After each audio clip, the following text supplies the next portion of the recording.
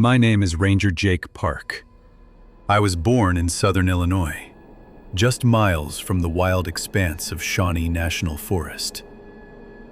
If you've ever walked those trails, you know the quiet there feels different, thicker, heavier, like the air itself is carrying secrets.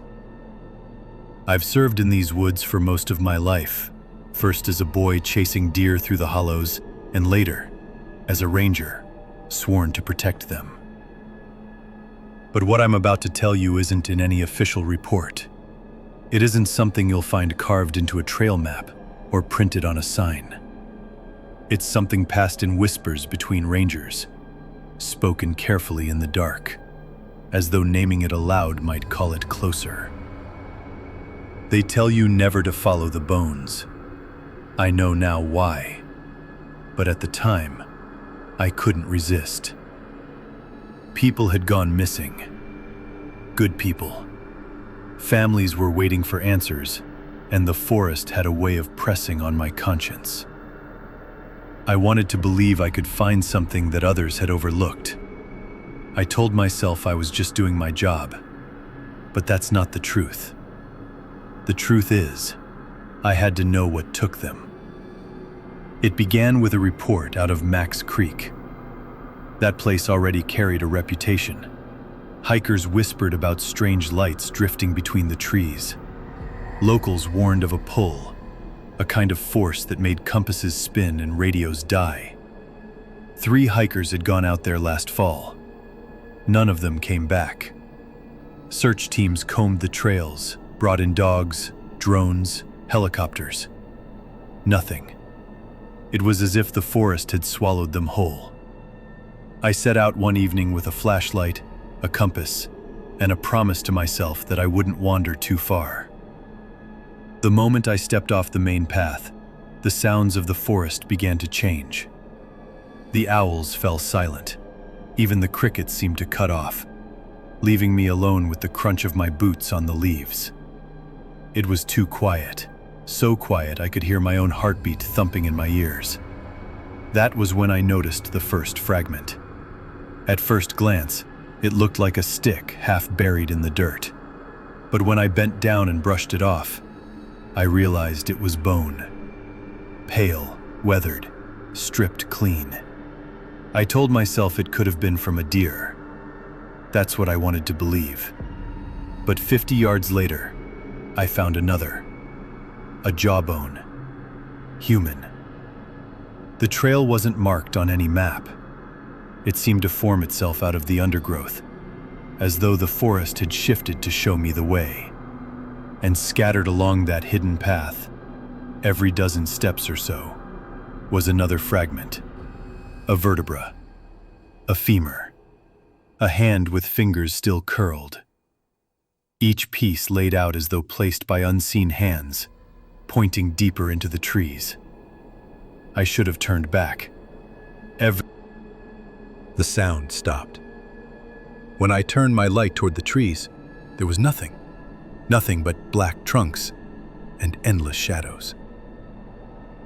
Eventually, the trail led me into a hollow where the ground dipped and the trees pressed close. My light landed on something white, half buried in the soil. Not a bone this time. A skull. Human. Its sockets were wide and dark, as though still watching me. Around it, arranged in a rough circle, were dozens more bones. Ribs, spines, femurs, knuckles, all forming a pattern that didn't feel random. I stepped into the circle before I realized what I was doing. That was when I heard it. A hum, low and steady, rising up through the ground as though the earth itself was vibrating. The soil shifted beneath my boots. The skull at my feet tilted, almost imperceptibly, as if something beneath it was stirring. My hand shook as I reached down, and the moment my fingers brushed that bone, I swear I felt it pulse. Not like stone, not like something dead, but like flesh, alive and warm. I staggered back, My light flickered, then died completely. I stood there in total darkness, the hum building until it pressed against my chest. Then came another sound. Breathing. Long, heavy, deliberate breaths. Just beyond the circle. Something was there.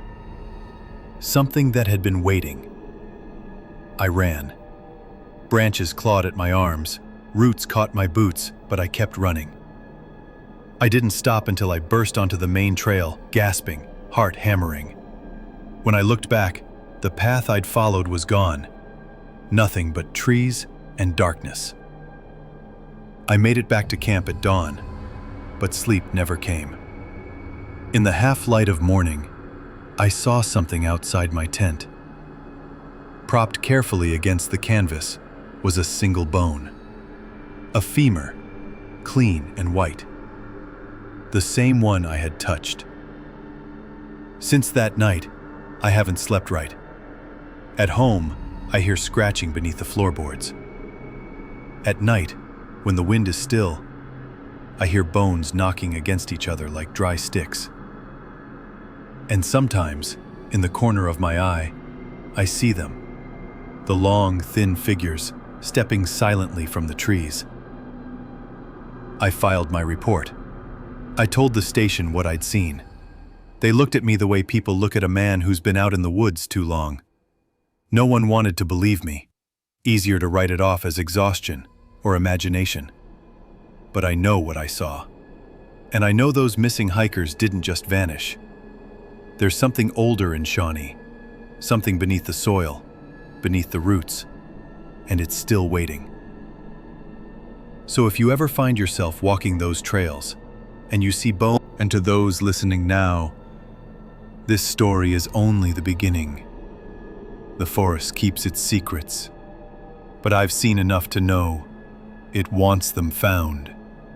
If you want to know what else lies hidden in the dark places of America's wild lands, subscribe to MindFuel.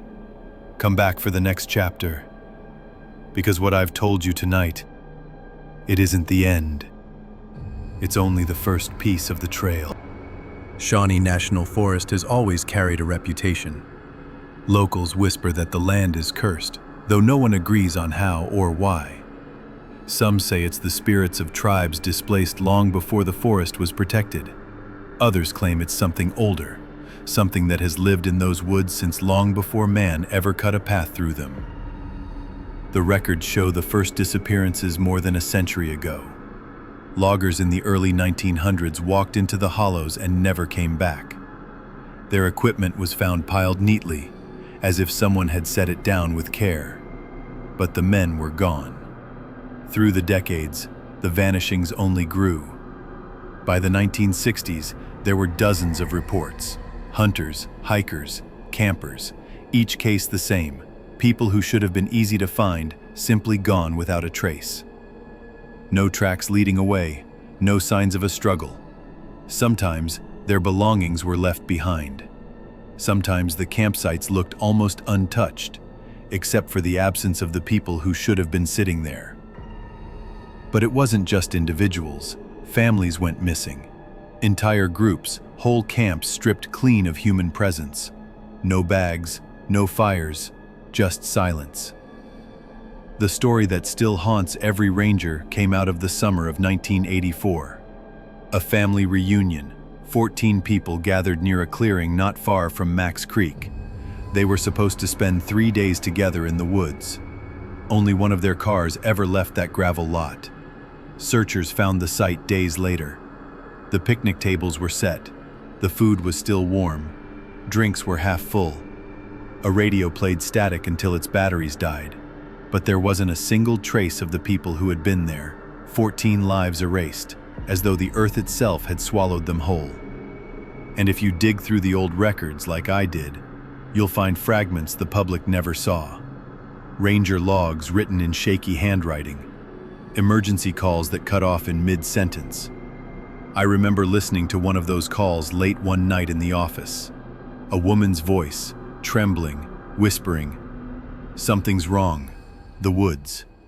The woods are moving." Then a sharp crack, like the phone hitting the ground. Silence. And then, nothing. The line just ended. These aren't campfire stories told for thrill. They're reports filed by real people, by men and women who had to stand in front of grieving families and admit they had no answers. For decades, the forest has been taking people, and the bones I found on that trail, they weren't the beginning. They were just the latest reminder of something Shawnee has been hiding all along. I couldn't let the reports sit like cold ashes in a drawer. Families were still missing. The forest was still taking. And I knew the official channels would never allow me to push further. So I did what I had to do. I stopped showing my badge, stopped walking the trails as a ranger. Instead, I became something else. Just another man with questions, a freelance investigator, someone nosing around where I shouldn't. That gave me freedom. It also gave me danger. Restricted sections of Shawnee aren't on the maps you pick up at the trailhead. They're hidden behind gates, marked with signs that say, maintenance only, erosion study, or sometimes nothing at all. I slipped past those gates after dark, hiking by red light, careful not to let my steps echo.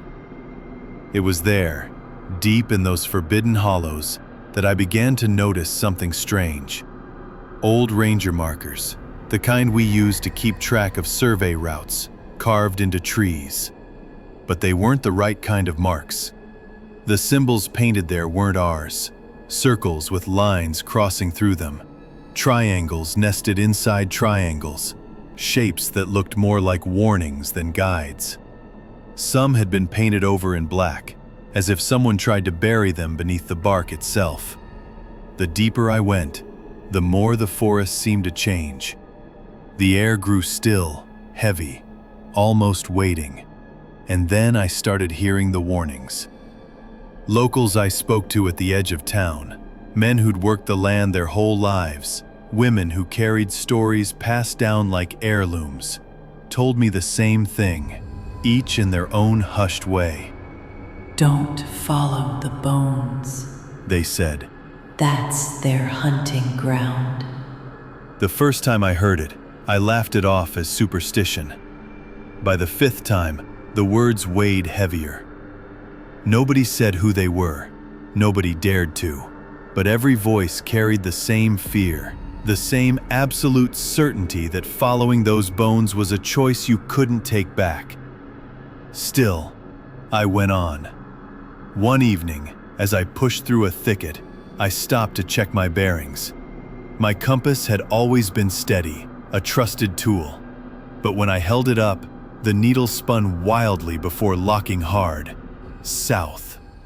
I shook it, tapped it, even set it on the ground. Same result. Every direction, every angle pointed south. The forest doesn't allow that. Magnets don't bend that way. Yet here it was, undeniable, as if the very earth beneath me was twisting all directions into one. I stood frozen, staring at that quivering needle, knowing I was already too deep. South, it told me, always south, toward whatever waited there, toward the place where bones marked the path, and where no living thing was meant to walk. I pushed deeper into the hollow, compass still locked to the impossible south. The forest seemed to narrow around me, the trees bending in unnatural ways, funneling me towards something I wasn't meant to see. That was when I found the first sign. At first, I thought it was nothing, just a rib bone from a deer half buried in the leaves. But then, I noticed the way it lay, perfectly aligned with another rib and another, stretching into the shadows. Not scattered, not random, placed, arranged. I followed them, each step heavy against the silence. My breath caught louder in my ears, leaves crunched beneath my boots, but the forest itself gave nothing back.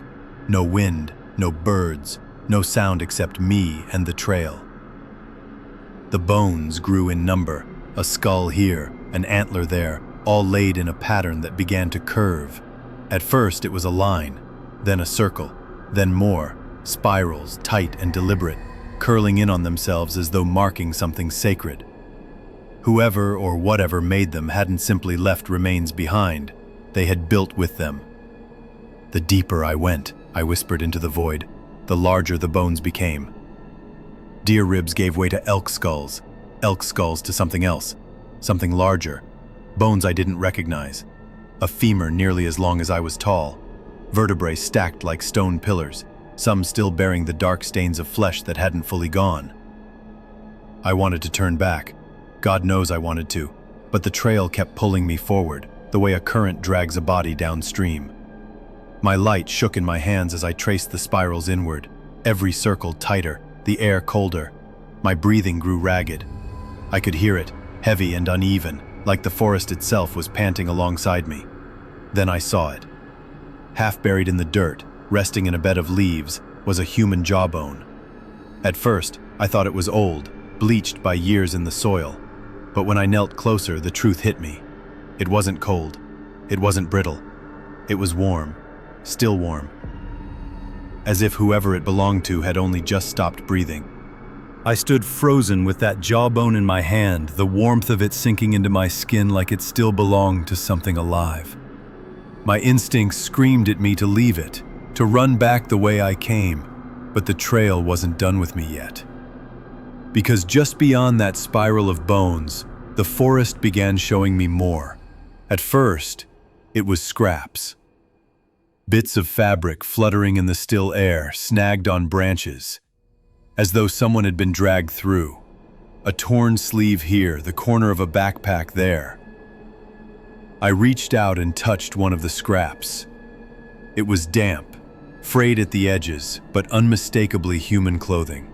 Not from decades ago, recent. A few steps later, my boot struck something half buried in the soil. I knelt and brushed the dirt aside. It was a phone, mud-caked, cracked down the center, but still intact. Against all logic, the battery flickered when I pressed the button, just long enough to reveal the gallery. There weren't many pictures, but the last one froze me in place. It was taken in the woods, here, maybe even close to where I was standing.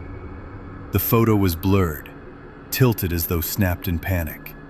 But what it captured, what loomed in the background, was a face. Enormous, stretched unnaturally long, with eyes that seemed too wide and too empty. And the head itself, it was too big. Far too big to belong to any human. I dropped the phone. My pulse thundered in my ears. When I steadied myself and dared to look closer at the ground, I saw them. Impressions pressed deep into the soil. At first I thought they were claw marks, gouges from some animal. But as I knelt, tracing their outlines with my trembling fingers, I realized the truth. They weren't claws. They were hands. Enormous hands with fingers that stretched far longer than any humans should. The prints were driven so deep into the earth, it was as if the thing had been leaning there, watching, pressing itself down into the soil while it waited. I whispered it aloud, though I could barely hear my own voice. Not claws, fingers, long fingers. The forest didn't answer. It didn't need to. Because in that silence, I knew I wasn't alone anymore. The bones drew me farther. Whether by design or by curse, I couldn't tell. Each step felt heavier, as though the forest itself wanted to hold me back, but I pressed on. That was when I found it. The ground opening up into a shallow pit, hidden beneath a canopy of branches. I shone my light down and my breath caught. Dozens of skeletal remains lay heaped together, tangled in ways no burial should ever look. Skulls stacked atop femurs, spines bent in arcs, ribs jutting from the soil like the ruins of some long-forgotten architecture. And among them, my light froze on bones disturbingly small. Tiny rib cages, delicate arm bones. The unmistakable remains of children. My stomach turned. The pit wasn't a grave. It was a collection, a harvest. Before I could make sense of it, the forest answered with sound. A whistle drifted between the trees, low, rising, almost playful. It wasn't the wind. It wasn't a bird. It carried rhythm, intention, like someone imitating a tune they didn't fully understand. I stood frozen, listening. The whistle faded, and then another sound came. A voice. My name. Jake. It was my voice, my exact voice, echoing from deeper in the forest, as though some unseen throat had stolen it and was luring me forward. Every hair on my neck bristled. I knew that if I answered, if I so much as whispered back, I'd be giving it permission. So I held my breath, teeth clenched, heart pounding so hard I thought the sound alone would give me away. Then I saw it. Just for a flash, caught at the very edge of my light, a shadow moving upright among the trees, taller than any man should stand, its limbs stretched unnaturally long, joints bending the wrong way, like it had learned the shape of a body, but never mastered how to wear it. It lingered for a second, cocked its head with a jerking motion, and then slid back into the dark, leaving the echo of my stolen voice behind. I wasn't alone. I never had been. I don't know how long I stood there, frozen in that pit of silence, but eventually my legs moved again, slow, unsteady steps carrying me deeper into the black. My light flickered across the trees, and then suddenly, the forest opened up. A clearing, hidden away, far from any trail. And what I saw there made my blood run cold. Around the edges of that clearing stood totems, carved from raw trunks, hacked and gouged with symbols I couldn't begin to understand. But it wasn't the carvings that stopped me in my tracks. It was what was nailed to them. Bones. Human bones. Arms splayed across wood like grotesque ornaments. Skulls driven through with rusty spikes. Each totem crowned with pieces of the vanished, their remains raised high, as if in worship to something unseen. And in the center of it all stood the structure. At first I thought it was a collapsed tree, a tangle of branches woven together. But as my eyes adjusted, I saw it wasn't wood at all. It was bones, hundreds of them, ribs, femurs, spines, woven together like wicker, spiraled upward into a massive nest, a grotesque monument to everything the forest had taken. The smell of iron hung heavy in the air, and as I circled it, my light caught on something half buried in the lattice of bones. Metal. A badge. I pulled it free with shaking hands, and when I wiped the blood from its face, I nearly dropped it. It was a ranger's badge, tarnished, dented, stained with a brown crust that needed no explanation. That was the moment the truth hit me harder than any blow could. They don't eat to survive. They build with us. Every missing hiker, every vanished family, every ranger who never came home, their bones weren't discarded. They were collected, constructed. Layer by layer, the forest was shaping something vast, something that didn't belong to our world. My breath came in short, panicked bursts. I clutched that badge in my hand as if it could anchor me to sanity, and then I heard it. A voice. Low, guttural, dragging through the clearing. Like something pulled from the bottom of the earth. You shouldn't have followed the bones. The sound came from directly behind me. I didn't dare turn around. The voice still hung in the air, deep and heavy, like it had been waiting for me long before I ever stepped into that clearing. My body acted before my mind did. I ran. Branches tore at my arms as I shoved my way through the undergrowth, boots hammering into the soft earth. Behind me, the forest thundered with something following. Not an animal, not a man, The weight of it shook the ground, every step snapping branches thick as wrists. I pushed harder, lungs burning, heart punching against my ribs. My light swung wildly, catching flashes of movement in the corner of my vision. Shadows slipping between the trees, keeping pace with me. And then, from deep in my pack, the radio crackled. At first it was static, broken hisses of sound that blended with my breath. But then I heard it, a voice, my voice, screaming. Not the scream I gave now, but the scream I had made earlier, back at the pit, when I first looked down into that abyss and saw the emptiness staring back at me. Somehow it had recorded. Somehow it was playing it back, as if mocking me. I ripped the radio from my bag and hurled it into the trees. But even after it vanished into the dark, I swore I still heard my own voice howling through the static. My legs carried me onto a narrow stretch of dirt. Relief washed over me for half a heartbeat before my eyes caught what stood ahead. A trailhead sign.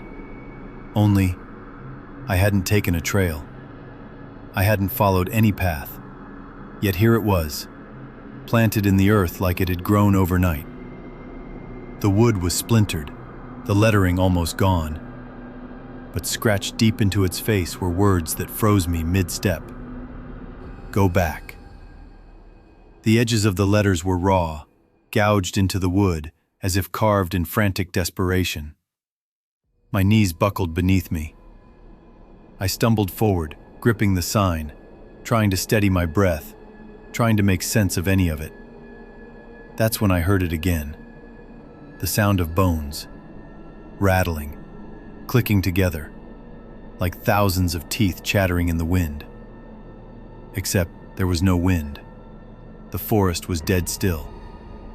The sound swelled, surrounding me, pressing in from every direction until it was all I could hear.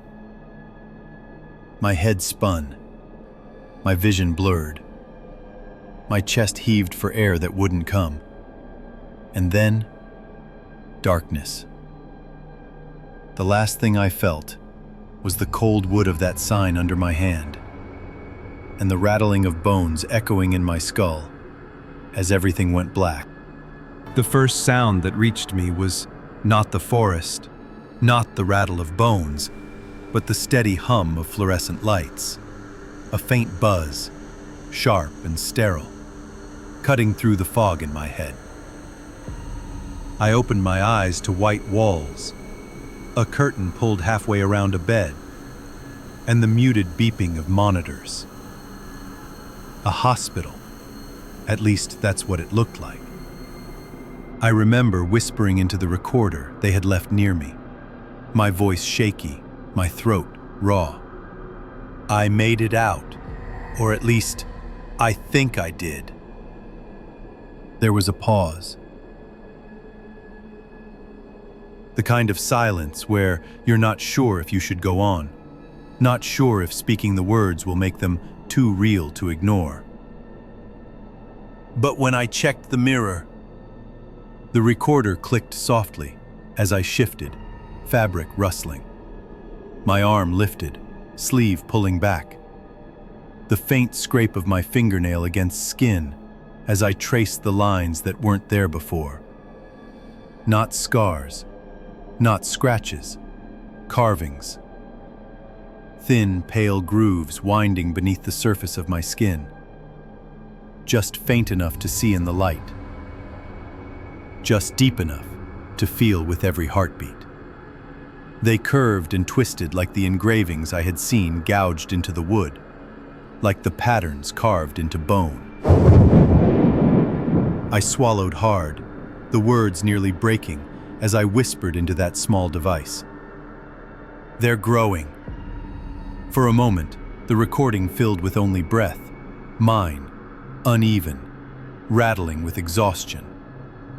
And then, something else. A whisper.